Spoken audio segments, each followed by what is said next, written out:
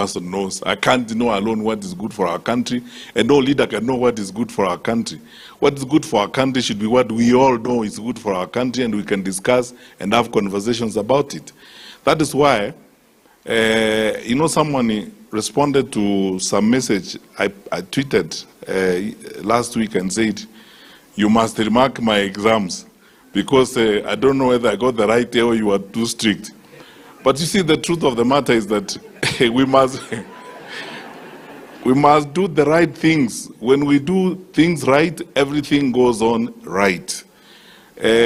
What we've stood for and what we wanted to do then, as we would like to do now as we go forward, and that is essentially the platform that you have preached to us on this morning, is to live right, face the truth, and do the things that we need to do correctly. Do the right things.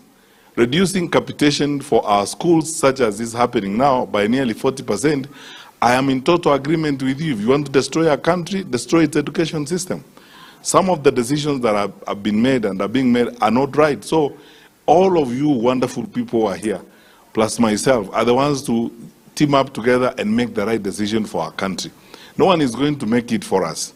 All those countries that Pastor T has made reference to this morning, where he met the wise people in Korea, and where he met all these smart people in the UK, they were built by people who loved their country enough to do the right thing. We should also love our country enough to do the right thing as we go forward.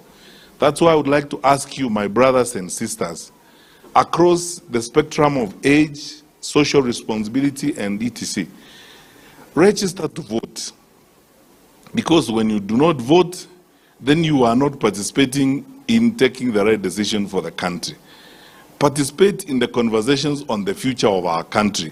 I love this wonderful man here called Pastor T. What you have said, church can participate in the affairs of the nation. There's nothing wrong. And participate meaningfully, truthfully, and I hope this time around, in a manner that is also honest. I know the church in Kenya, part of the church in Kenya is hurting. At some time in 2022, even some clergy was standing up and saying, for the first time in history, the church has a candidate. Now, I don't know what the church is thinking about that candidate of theirs. I don't want to be claimed by the church if I can't live up to the principles of that church. I would not like, let me be very honest with you people. I would not like to be claimed by the church if I can't live up to the character and the philosophy of that church. So, and I'm not going to ask you to claim me. I want to just be honest and be as candid as this wonderful man of God here, Pastor T. Let's do what is right for our country, and the rest will follow.